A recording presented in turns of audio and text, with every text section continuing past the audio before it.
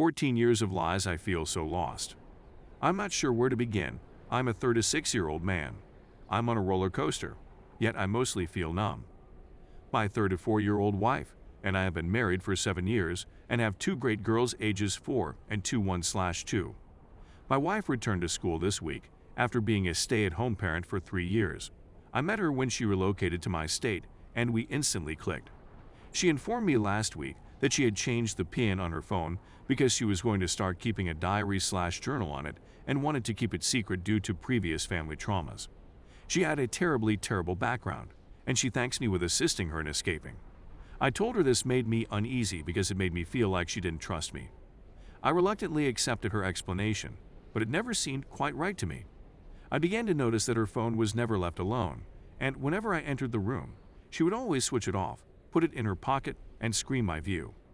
We were going to work out last Friday, but I fell asleep while reading to my daughters.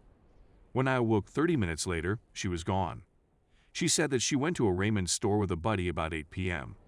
All of this was going through my thoughts all day Saturday, and my intuition was telling me something was wrong, as did the fact that my oldest daughter told me she had met my buddy at the shop with a sideways hat and then added, "Oops, I wasn't meant to tell you that." So I approached my wife yesterday night. I inquired as to whether she was having an affair and requested that she show me her phone. After some resistance, she informed me that she no longer loved me as a partner and just loved me as the father of our girls. And she has never really loved me. Because whatever we felt for one another when we met, she felt 10,000 times more for a boy she met when she was 17 in her home state and still feels for him. As a result, she has never been completely in love with me. She'd been in communication with him, which is why she'd hidden her phone, and telling him how she resents and despises me, how she feels stuck as a stay-at-home, shared choice parent, and how she has lost her identity.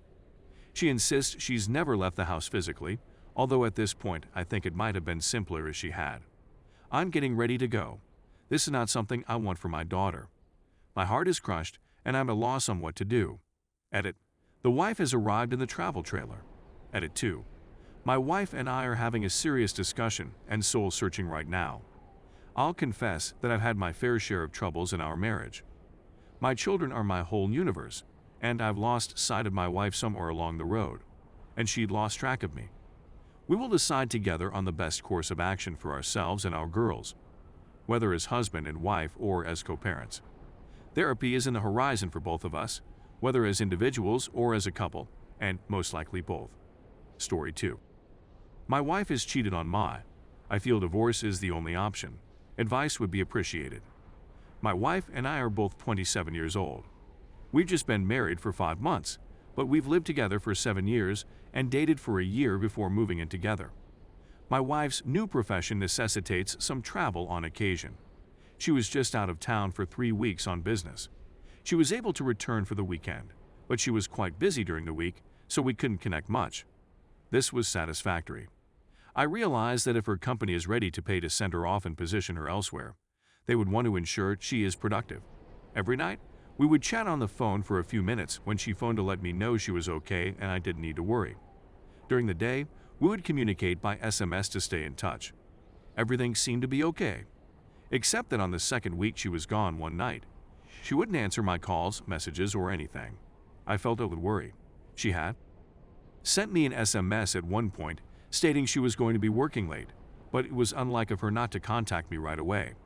I eventually got some sleep after staying up much too late worrying. When I awoke, she had not returned my call and was not answering her phone. She eventually called, sounding weary as hell and explaining that she had been at work quite late and quickly fell asleep upon her return to the hotel owing to weariness. Yes, I'm aware. That should have been a giant flashing red notice. That it was. I had a strong hunch that she had cheated on me. But I've known my wife for a long time, and this was completely out of character for her. I committed a mistake that I will never repeat. Instead of trusting myself, I trusted her. Anyway, she returned home that weekend, and everything was well. I quickly pushed my suspicion to the back of my mind and went about my business. Everything seemed to be okay. Fast forward to the Saturday after she had been gone for 3 weeks. I was assisting her with her unpacking when I discovered a box for the morning after pill in her luggage. Being a married couple and not being aware of her need for the pill, it was quite clear right away. I was sitting in our bedroom at the time, and the feeling of the walls closing in around me was one of the worst I'd ever felt. I guess I blacked out for a split second. I approached her, and after a few seconds of stunned disbelief, she confessed. She had met a guy on the internet for the purpose of, and then him. 3 times within her first 2 weeks away from home. That was the second most terrible day of my life. There was a lot of rage on my side, as well as a lot of embarrassment, shouting, and inquiries. She remained silent. When I questioned who it was, she said he had no idea she was married and that it was personal. When I questioned what she had done, she said it was for personal reasons. It wasn't until I was driving her to her parents' house that she disclosed a few specifics, such as the fact that it had happened 3 times during her first 2 weeks out of town.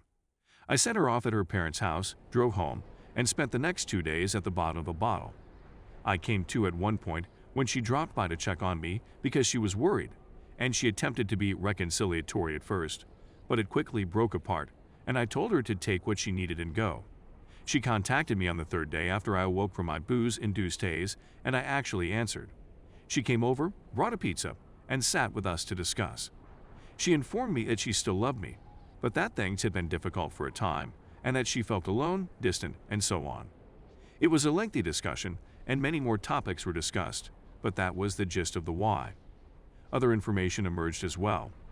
I'm not sure why I wanted to know them, but I did, and she was always reluctant to respond. We eventually got to the point where I felt we had a genuine talk about our relationship and what she had done. I still loved my wife at the time, as I do now, and I believed we could work things out. Any kind of trust we had was lost, but with time, we may be able to rebuild it.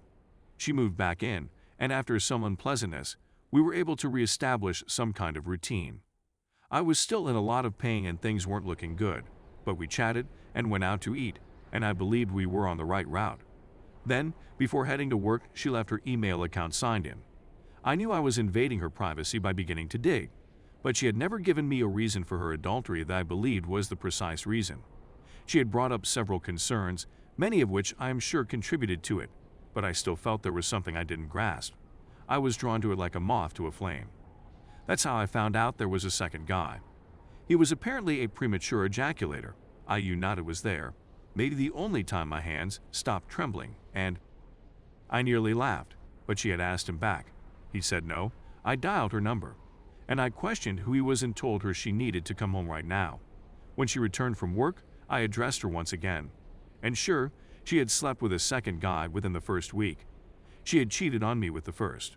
I said that I had begged her to come clean, tell me everything, and she professed to be scared. She was concerned that if she informed me about it, I would get even more enraged and abandon her. Then I prodded her one more. Is there anything more I should know? There was one. On the 3rd week, she had with a 3rd guy. I don't see how this can be saved. I still love my wife, and I see the last 3 weeks as a series of unfortunate mistakes on her behalf. If she had simply told me the truth in the first place, we may have been able to put it behind us. Things were really going great once we made our peace and began moving ahead. I was hoping we'd be able to make it. This, on the other hand, more deception. I know what I need to do, but I'm not excited about it. I thought the day I found out she had cheated on me would be the worst day of my life. I was mistaken. It happened today. We chatted a little further, and she says she was afraid to tell me everything because she was afraid I would leave her. I do actually believe this, not that it makes it right. That it will never happen again, and she apologized. We relocated here for her new work, and I'm now 600 miles away from my family and friends. I don't feel imprisoned since purchasing a plane ticket, and traveling back would be no problem, but she urged me to remain her through tears. A little part of me still believes that things can be repaired, that we can go to therapy and get through whatever occurred. After the first admittance, I had the impression that we were beginning to rebuild. Things would never be the same again, but they would not necessarily be worse. Anyone have any suggestions? I believe it's very evident at this point that no matter how hard I try, there's no way to save this. How beneficial is couples therapy? I did some research since I really need to be active right now, and the outcomes appear to differ a lot. I feel devastated and as though I just have one awful alternative. I just scrolled up, and I apologize for the length. I hope it isn't too rambling at any times. I try to be as succinct as possible. It's simply too much to handle.